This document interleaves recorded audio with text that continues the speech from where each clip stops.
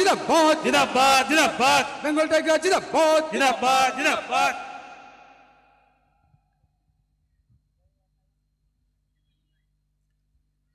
আজকে আদিবাসী কুর্মী সমাজ ঝাড়গ্রাম জেলা কমিটির ডাকে যে আক্রোশ মহারেলি এবং বিক্ষোভ সভা, সেই সভার শ্রদ্ধেয় সভাপতি উপস্থিত আছেন আদিবাসী কুর্মী সমাজের গর্ব প্রফেসর ডক্টর শশধর মাহাতো মহাশয়। আপনারা আমার এই পূর্বে একটা বক্তব্য শুনলেন, সমীর বাবু উনি হুড়ার থেকে আসিছেন, নিজে এই কুর্মী আন্দোলন সম্পর্কে অনেক কিছু জানেন এবং প্রথম থেকে আছেন। তার একটা বৃহৎ ব্যবসাও আছে, তিনি পেট্রোল পাম্পের মালিক, অথচ সেই সমস্ত ব্যবসা বাণিজ্য ছেড়ে দিয়েও সমাজের টানে তিনি এখানে পৌঁছেছেন। ওনার বাস খারাপ হয়ে গেছিল, বাসে করে ওনারা এসেছেন, তো ওনাকেও আরেকবার গড় নমস্কার জোহার। আর আপনারা মা কাকি জেঠিরা যারা রাজ্য সরকারের বিভিন্ন স্কিমকে উপেক্ষা করে শুধুমাত্র এই জাতি সত্তার টানে এখানে এসে উপস্থিত হয়েছেন, তাই আপনাদেরকেও নতমস্তকে প্রণাম জানিয়ে আমি দু চারি কথা বলব।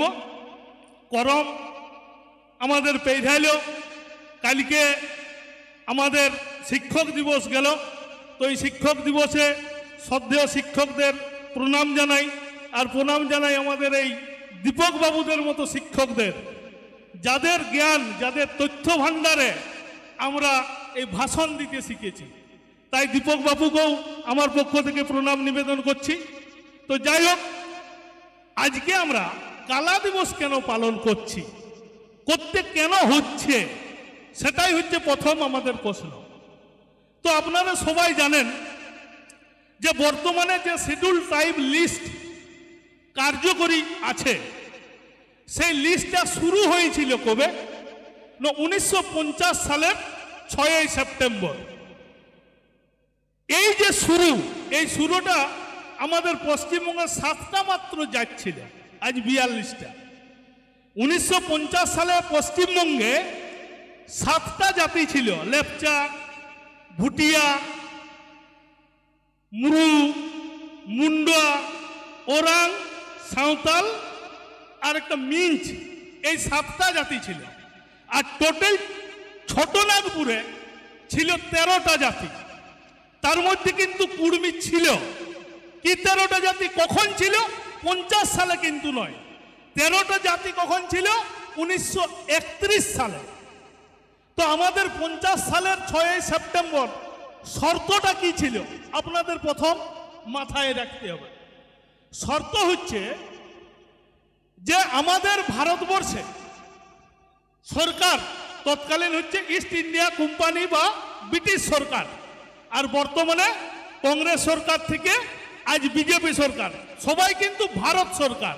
কেউ কালো চামড়ার ব্রিটিশ ছিল, আগে ছিল সাদা চামড়ার ব্রিটিশ, আর এখন যারা পরিচালনা করছে সবাই কিন্তু কালো চামড়ার ব্রিটিশ। ওরা ব্রিটিশই, কেউ কিন্তু আমাদের ভারতের নাগরিক নয়, ওরা ইউরেশিয়ান, ওরা বিদেশ থেকে এসেছে।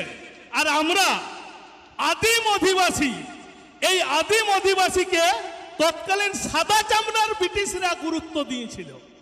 কিরকম? 1865 সালে ইন্ডিয়ান সাকসেশন অ্যাক্ট শুরু হয়েছিল।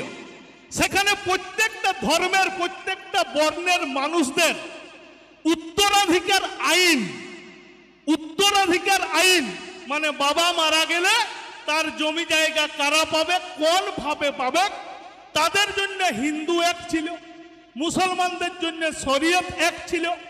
কিন্তু যারা আদিম অধিবাসী তাদের জন্য কি অ্যাক্ট থাকবে, এই জন্য সার্ভে হয়েছিল।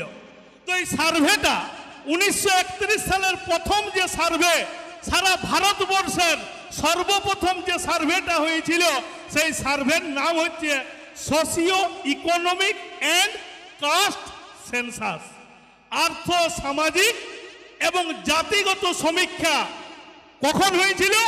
1931 সালে। তারপর থেকে ভারতবর্ষে, স্বাধীন ভারতবর্ষে হয়েছিল 2011 সালে। তার মাঝখানে কোনো এইরকম সার্ভে হয় নাই, কেবলমাত্র জনগণনা হয়েছিল।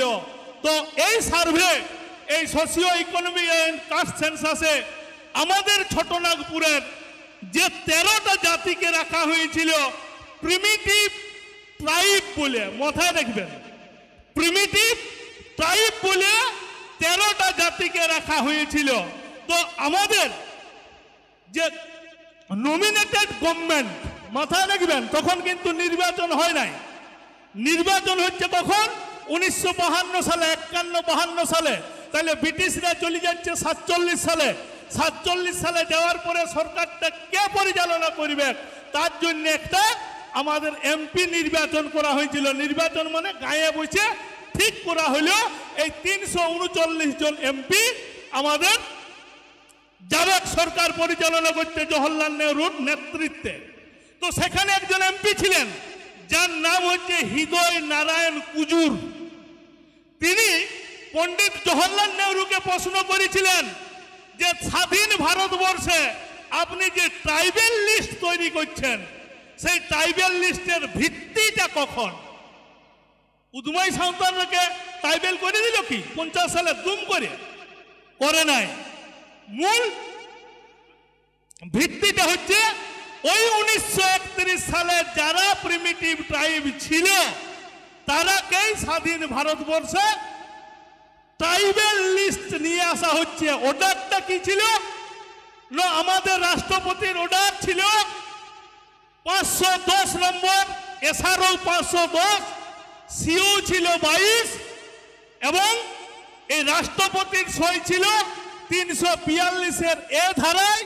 সেটা বলা ছিল যে আমাদের এই স্বাধীন ভারতবর্ষে যে ট্রাইবেল লিস্টটা হচ্ছে সেটা 1931 সালের লিস্ট ধরে হচ্ছে।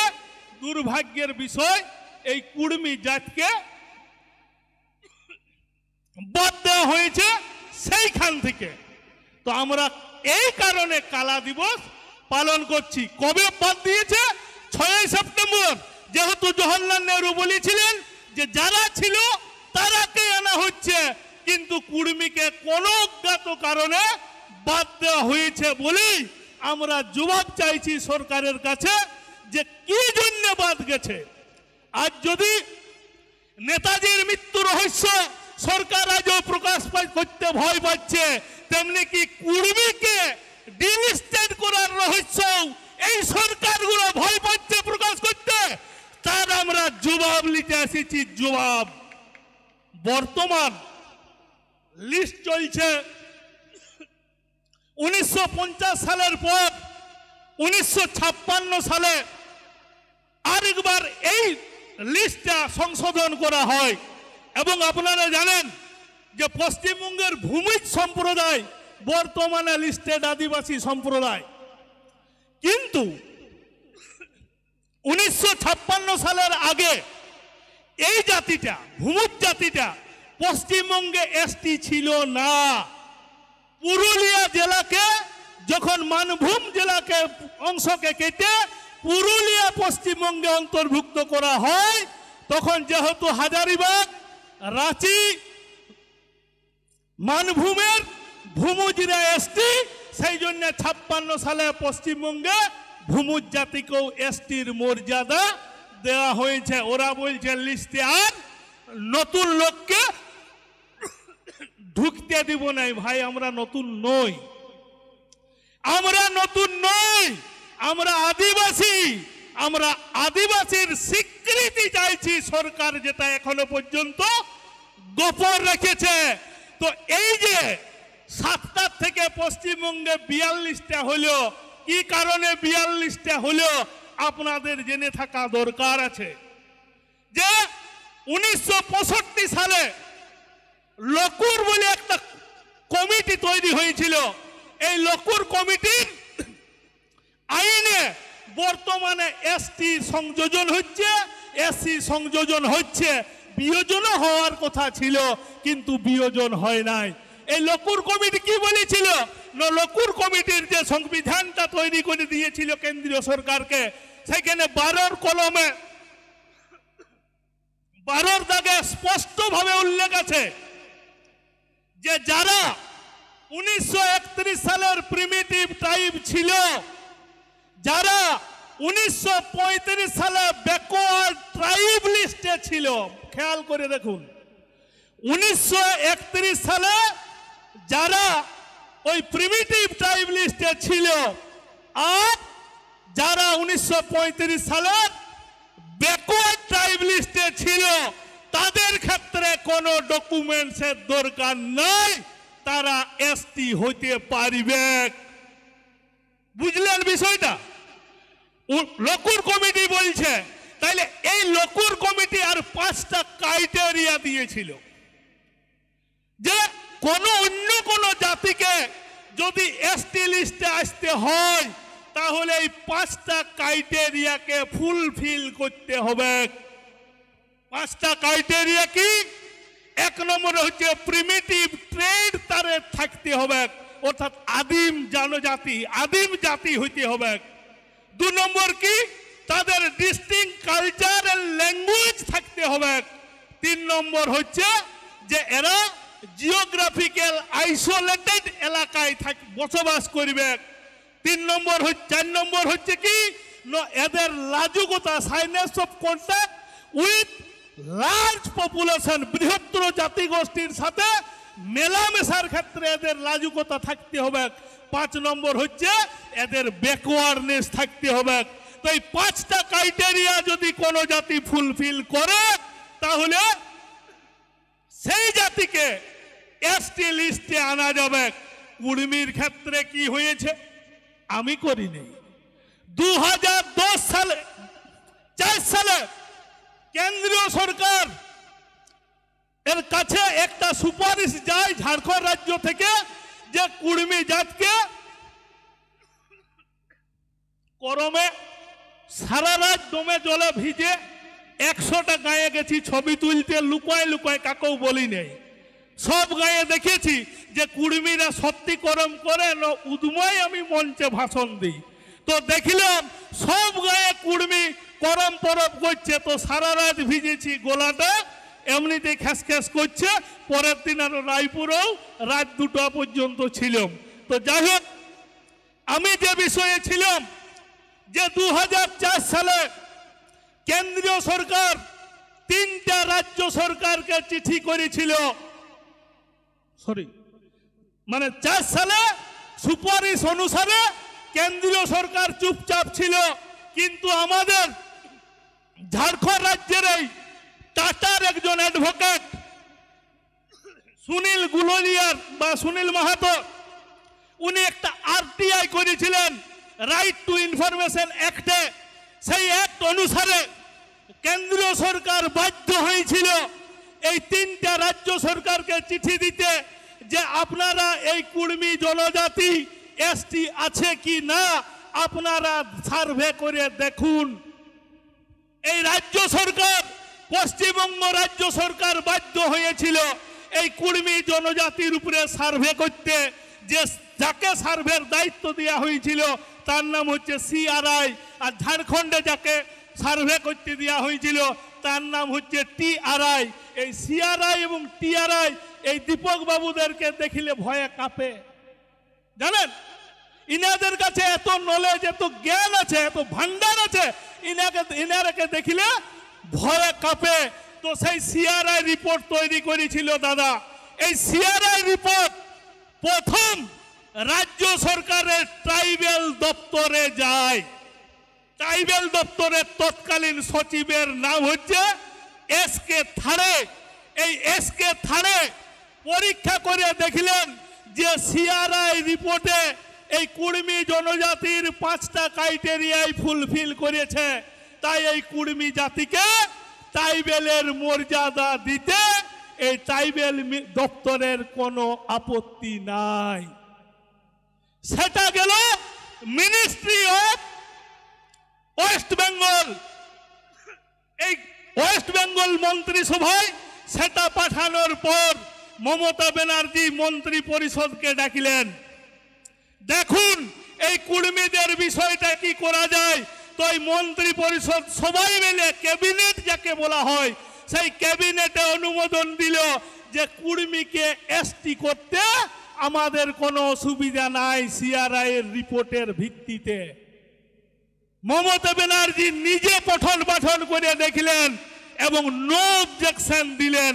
যেমন আপনার গায়ে একটা ব্রয়লার ফার্ম করতে গেলেও প্রধানের নো অবজেকশন সার্টিফিকেট দরকার, আমাদের ওই 342-এর এ এবং বি ধারায় পরিষ্কার উল্লেখ আছে যে রাজ্য সরকারের নো অবজেকশন দরকার এবং 42-এর বি ধারায় ওই গভর্নমেন্টের সাথে গভর্নরের সাথে আলোচনা করে রাষ্ট্রপতি সেটাকে অনুমোদন দিবে। এই অনুমোদন দেওয়ার মাঝখানে কতকগুলো পদ্ধতি আছে যেটা ডক্টর শশধর মাহাতো আপনাদের সামনে বললেন। তো আমি সেটাকে আরেকবার রিপিট করছি।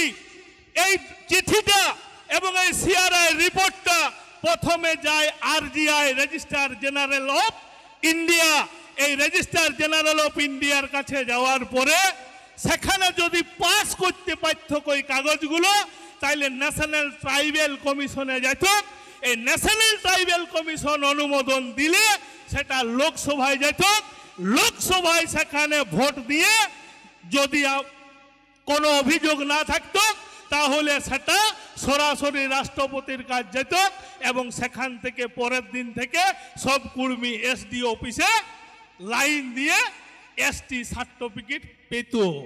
কিন্তু ফেল করল কুর্মী। কোথায় ফেল করলো? আরজিআই এর কাছে।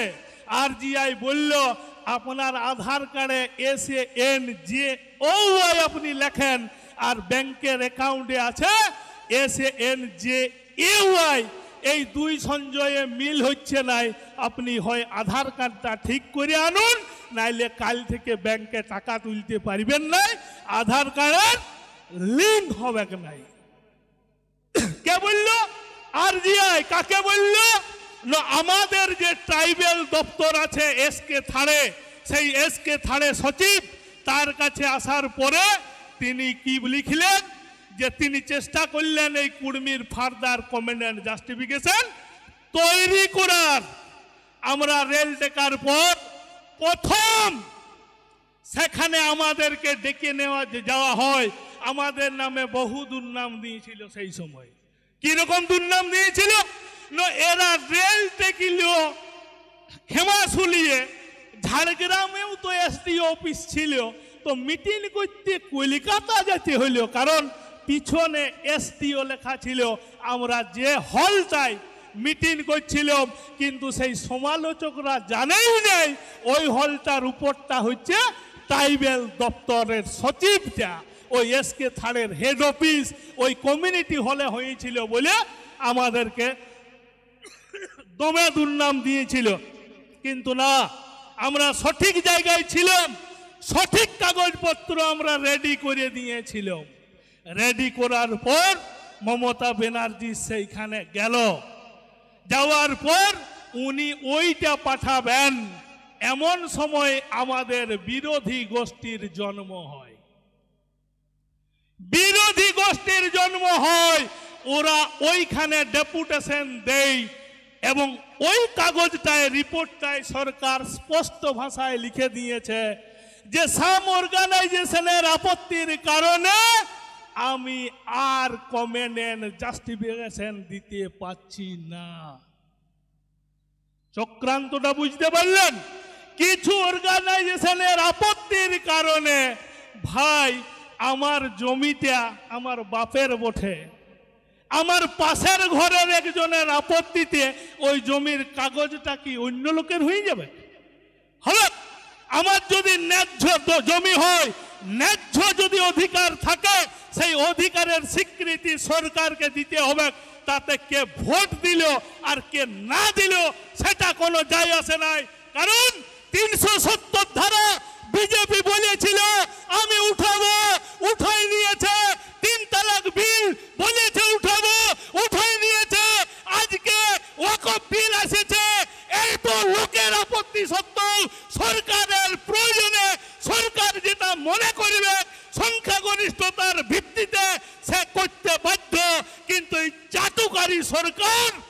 কিছু লোকের ভোটের কারণে আমাদেরকে আপত্তি করছে না। বন্ধু, আপনারা যাদের কোথায় আপত্তি করছেন তারা এক একটা লাল ঝান্ডার দালাল বটে, মনে রাখবেন।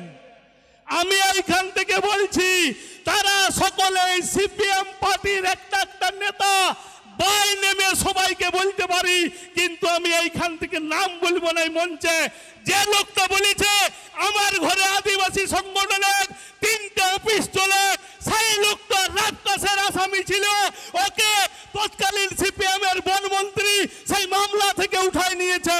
এখনো পর্যন্ত যতগুলো লোক আছে সব লোকের সম্পর্ক কোনো না কোনো সিপিএম এর মন্ত্রীর সারা, কোনো না কোনো সিপিএম এর দালাল বা চামচা বটে। তাই ওদের কথা শুনে মমতা ব্যানার্জি আটকায় রেখেছে। কোন তৃণমূলের নেতা কুর্মীর বিরোধী নয়। এই রবিন টুডু আমাদের এইখানের একজন সুনামধন্য নেতৃত্ব। আপনারা জানেন উনার স্ত্রী গত লোকসভা নির্বাচনে অর্থাৎ 19-এ উনি নির্বাচনে প্রতিদ্বন্দ্বিতা করেছিলেন। আমরা লালগড়ের সভায় ঘোষণা করেছিলাম যে কুর্মীর বিরুদ্ধে কথা বলবে তাকে একটি ভোটও নয়। তার জন্য বিজেপির কুনর হেমব্রম জিতেছিল। তো আমরা কোথাও একবারও বলি নাই যে কুনর হেমব্রমকে ভোট দাও। আমরা বিরোধিতা করেছিলাম একটা ক্যান্ডিডেটের, যে আমাদের কুর্মীর বিরোধিতা করেছে তার। আজ যে আমাদের প্রিয়রঞ্জন ভাই বলল যে দুলাল মুর্মু এই কুর্মীর রক্তে স্নান করতে চাইছে, ওকে ঘাস মোড়া দিব তো ভোটে দাঁড়ালে? দিব না। মূল সহজতে উৎখাত হয়। আর এখানে একটা দিদিমণি আছে আমাদের, যে মন্ত্রী এত হাতিয়ে লোক মোড়াচ্ছে, হাতির কোনো ব্যবস্থা করতে পারছে না, অথচ সেই হুলা পার্টিদের কেস দিচ্ছে। আনট্রেন্ড হুলা পার্টিদের কেস দিয়েছেন। ওদের প্রশিক্ষণের কোনো ব্যবস্থা নাই, ওদের চাকরির কোনো নিশ্চয়তা নাই, ওদের বেতনের কোনো নিশ্চয়তা নাই। অপ্রশিক্ষিত লোকদেরকে দিয়ে বলছে আমি হাতি তাড়াবো। যেমন 12 সালে অপ্রশিক্ষিত লোকদের চাকরি দিয়েছে, প্রাইমারি চাকরি দিয়েছে হাই। এখন বলছে 5 বছরও যদি চাকরি বাকি আছে ওরাকে টেস্ট পাস করতে হবে, ট্রেনিং করতে হবে। সরকার লেজে গোবরি হয়ে গেছে নাকি? হয়ে গেল। তো আমি যে বক্তব্যে ছিলাম, যে আমাদের মূল বক্তব্য ছিল যে ওইখান থেকে যে 5টা ক্রাইটেরিয়া কুর্মীর বলেছি এই ফুলফিল করেছে। 5টা ক্রাইটেরিয়ার মধ্যে কুর্মীর আদিমতা সব জায়গায় প্রমাণিত, এবং মমতা ব্যানার্জি বাধ্য হয়েছে এই দুয়ারে করম বা ডহরে করম করেছি। আমাদের করমের ছুটি দিয়েছে মমতা ব্যানার্জি, তার জন্য উনাকে অসংখ্য ধন্যবাদ, সত্যি ধন্যবাদ, মনে প্রাণে ধন্যবাদ।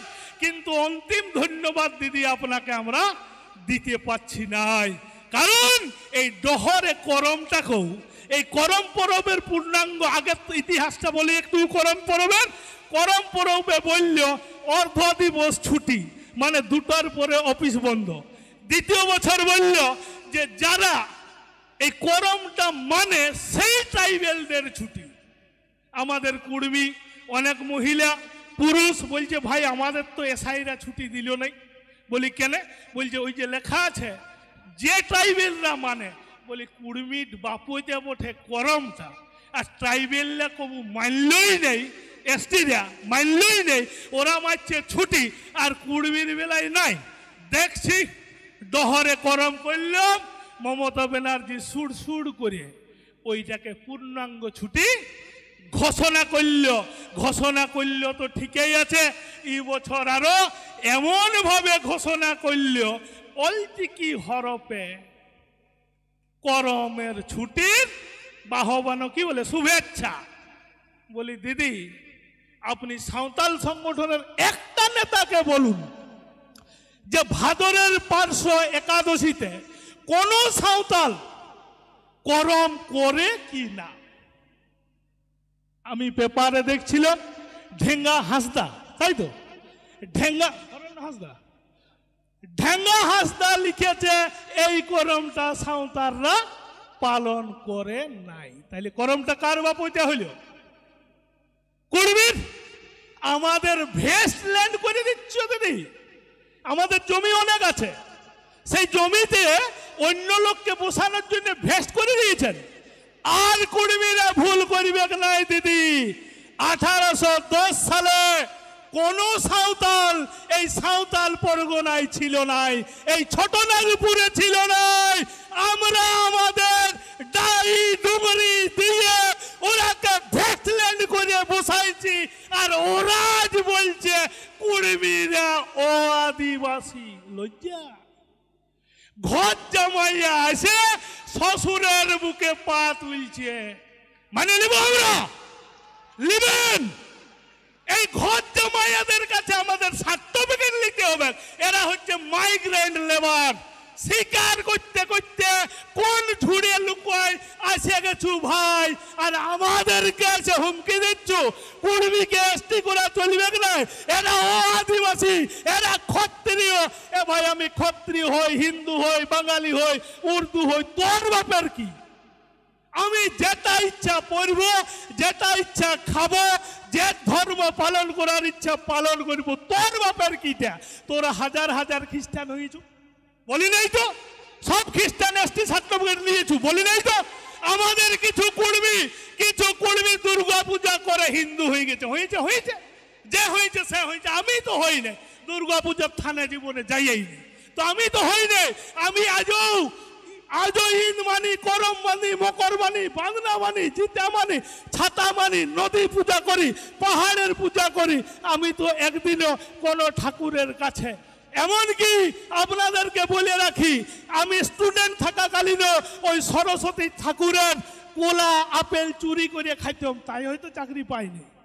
কোনদিন ঠাকুর আমি মানি নেই। আমার বউটা বসে আছে, আমার দোকান আছে, আমি কোনোদিন ধূপ জ্বালিনি, কোনদিন ধূপ জ্বালি নেই। এইরকম আমি নাস্তিক লোক বটি, লোকের দেখে দেখে গোরাম থানে যাই, বুঝলেন না? তো আমাকে ওই ধর্ম কর্ম বুঝাবেন নাই। ওই পরিষ্কার বলা আছে বিডিও সাহেবদের অফিসে যারা ট্রাইবেল অফিসার আছে, সেই ট্রাইবেল অফিসারদেরকে বলা আছে কোন এসসি কোন এসটি যদি হিন্দু না লিখে ইচ্ছা মতো ওর পছন্দ মতো ধর্ম লিখে, তা ওকে এসসি বা এসটি সার্টিফিকেট প্রদান করতে হবে। এইটা অফিসারদের কাছে আছে, জেনে নেবেন। আর আমরা হিন্দু হই, আর ক্ষত্রিয় হই, আর শিবাজির বংশ হই, আর রঘুনাথ মাহাতোর বংশ হই, তাদের দেখার দরকার নাই। আর আমরাকে হিন্দু শুধু দেখাই নাই, তোরা কেউ হিন্দু দেখাইছিল। এই আদিবাসীরাকে যদি হিন্দু না দেখাইতো, মনে রাখবি আজকে তোরা সবাই পাকিস্তানে থাকতিস। এই ছোটনাগপুর থেকে পাকিস্তান নিব বলেছিল, কারণ এখানে হিন্দুর পরিসংখ্যান 13%, আর মুসলমানের পার্সেন্টেজ ছিল ছোটনাগপুরে 14%। এই 13 আর 14 বাদ দিয়ে বাকি সবাই ছিল আদিবাসী। এই আদিবাসীদেরকে হিন্দু দেখায়, তখনকার দিনে শ্যামাপ্রসাদ মুখার্জির আমল থেকে হিন্দু দেখায়। এই ছোটনাগপুর এলাকাটাকে আমাদের ভারতবর্ষে রাখা হয়েছে, নাইলে পাকিস্তান জিন্দাবাদ করতে হইতো সবাইকে। মনে রাখবেন, এটাও একটা জায়গা বটে। দীপক বাবু এই কলমগুলো বললেন নাই, বললে ভালো লাগতো কারো। তো এই পরে আমি যেটাই যেতে চাইছি, এখন আমাদের এই যে ক্রাইটেরিয়া ছিল, উল্টা জায়গায় চলে যাচ্ছি। এই ক্রাইটেরিয়ার যে প্রিমিটিভ ট্রাইব আমাদের আছে, ডিস্টিংক্ট কালচার অ্যান্ড ল্যাঙ্গুয়েজ, কালচারের মধ্যে করমটাও একটা পড়ে। আর কিছু মহান নেতা আছে, জানেন না? ওই যে বললাম সিপিএম এর দালাল ছিল, ওরা এখন আর সিপিএম পার্টিটা নাই, তো উঠতে বসেছে। তো ওরা কি করে দালালি করবে? তাহলে সাঁওতাল সংগঠনের ওরা হেড হয়েছে। রতনলাল হাসদার নাম শুনেছেন? দুটা বউ করে 3 নম্বর বউ করতে যাই ধরা পড়ে কিছুদিন জেল হয়েছে। মাস্টার বটে, ভদ্রলোক, ঠিক আছে? সে কি বলছে, কুর্মী আলী বলে কোনো ভাষা নাই। কত বড় মহান পণ্ডিত! আর একজন ধনঞ্জয় সর্দার এখন নীলবাতি গাড়ি চলে, সিপিএম এর সাথে ওর ভালো সম্পর্ক। আমি সিপিএম দলটা করতাম, আমি জানি কে সিপিএম এর বটে। সিপিএম দলটা ওদের থেকে আমি বেশি মন নিয়ে করতাম। আমি ভালো করে জানি এই ধনঞ্জয় সর্দার হ্যাঁ কুড়িমে আলী বলে কোনো ভাষা আছে। কত বড় পণ্ডিত, প্রাইমারি স্কুলে 3rd ডিভিশনে পাস করে এসটির সার্টিফিকেট নিয়ে সেখানে চাকরি করে ও বলছে কুড়িমে আলী নামে কোনো ভাষা নেই। এইখানে সবাইকে বলছি, এইখানে ঝাড়গ্রাম বিশ্ববিদ্যালয় আছে, কুড়িমে আলী পঠন পাঠন হয় হয় ছেলেমেয়েরা পড়ে তো। তাহলে বিশ্ববিদ্যালয়ের চ্যান্সেলর থেকে মহান পণ্ডিত ওইগুলা।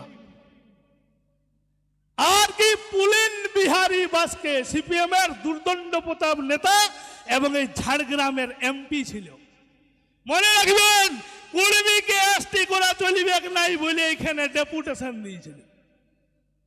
আর কি সেই মহিলা ভোটে দাঁড়াইছিল এবারে ভোটে সিপিএম এর যে দাঁড়াইছিল, হ্যাঁ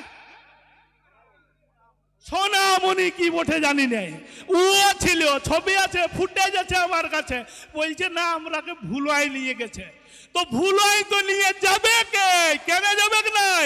এই এসটিদেরকে এসসিদেরকে সুযোগ দিতে কেন্দ্রীয় সরকার 7টা বিচারপতির একটা কমিটি গঠন করেছে এবং তারাকে সার্ভে করতে বলেছে যে সার্ভে করুন এই এসটি এবং এসসিদের কি পরিস্থিতিতে আছে।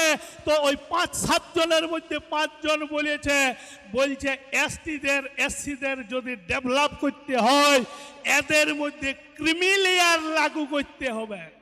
জানে ওরা ক্রিমিলেয়ারটা খায় না মাথায় দেয়, কারণ কি ওরা জানে যে গায়ের লোককে এটা বলা চলবে নাই। ওই নেতাগুলোর 3 পুরুষ ধরে চাকরি করে ঝাড়গ্রামে, শিলদায়, কলকাতায় ওরা ঘর করে রাখিছে।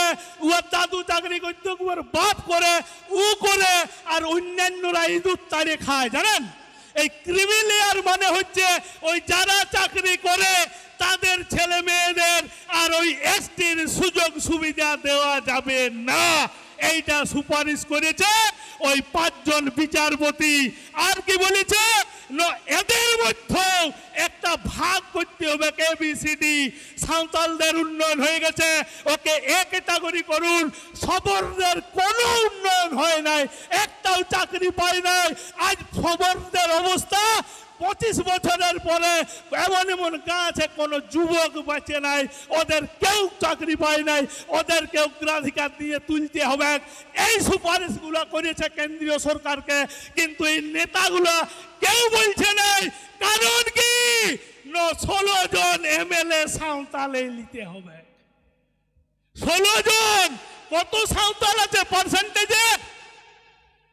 58 লক্ষের মধ্যে 25 লক্ষ সাঁওতাল আছে আমাদের সারা পশ্চিমবঙ্গে।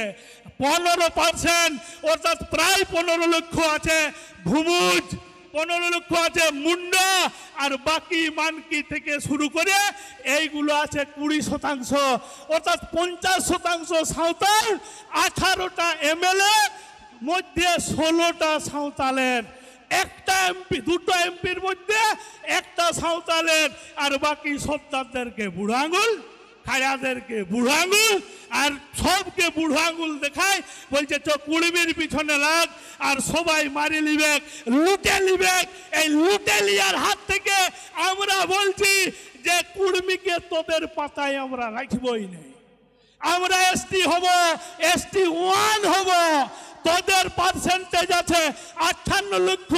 আর আমার তৃণমূলের যে বিবেক সাহু রাজ্যসভার সাংসদ, সেখানে তথ্য দিয়েছে যে কুড়মি আছে 50 লক্ষ। ভারত পশ্চিমবঙ্গে যদি আমার 10 কোটি লোক হয়, 10 কোটি লোকের 50 লক্ষ মানে পার্সেন্টেজ করলে 5%। কুড়মি একাই 5% জমিদারি লিবে, একাই। এই কুড়মির উপরে নির্ভর করছে 20টা বিধানসভা। দাদা 20টা, মমতা ব্যানার্জিকে হিসাবটা দিয়ে রাখি। এই 20টা বিধানসভা, পুরুলিয়ার লোকসভা 7টা, ঝাড়গ্রাম লোকসভা 7টা, বাঁকুড়ার 3টা, পশ্চিম মেদিনীপুরের 2টা, বালুরঘাট আর উত্তরবঙ্গে করে মোট আছে 20টা। কুর্মী হচ্ছে নির্ণায়ক শক্তি। আমরা গত লোকসভায় ভোটে দাঁড়াইছিলাম, এই ভোটে দাঁড়াই আমরা প্রমাণ করতে পারিছি যে আমরা কোটা ভোট পাবো। ওইখানে 1 লক্ষ ভোট পেয়েছি, 7টা এমএলএ সিটে কোথাও কোনো দল 10,000-এর মার্জিনে জিতে নাই। তাই কুর্মীর ভোটটা দিব তাকেই যে মমতা ব্যানার্জিকে হারাতে পারবে। দিবেন তো? দিবেন তো? কেন দিবেন? কাকে দিবেন? কাকে দিবেন তা নির্ভর করছে আপনার উপরে। কিন্তু মমতা ব্যানার্জিকে ভোট কেউ দিবেন নাই। No vote to Mamata. প্রয়োজনে ঘাস মোড়া, প্রয়োজনে স্প্রে করুন জঙ্গল সাপ, যাতে জঙ্গল মহলে তৃণমূলের একটাও ঘাস ফুল না ফুটে। এই কর্মীদেরকে কাল থেকে মাঠে নামতে হবে, কারণ এই ললিপপ দিয়েছে, এই কুর্মী ডেভেলপমেন্ট বোর্ড দিয়েছে, আর বোর্ডের মাঝে ঢুকায় রেখেছে একটা বাঁশের কাঠি। জানেন আইসক্রিম নাম শুনেছেন? হ্যাঁ, বরফ ঢেলার পিছনে বাঁশের একটা কাঠি ঢুকায়, কত সুন্দর নামটা রেখেছে বলুন, আইসক্রিম। মূলে তো বরফ ঢেলা নাকি, তার পিছনে একটা বাঁশ।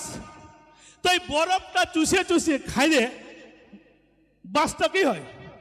ফেলে দেয়। তো এই কুর্মী ডেভেলপমেন্ট বোর্ডের যতগুলা সদস্য করে রেখে জানো, সবাই একটা একটা বাঁশ।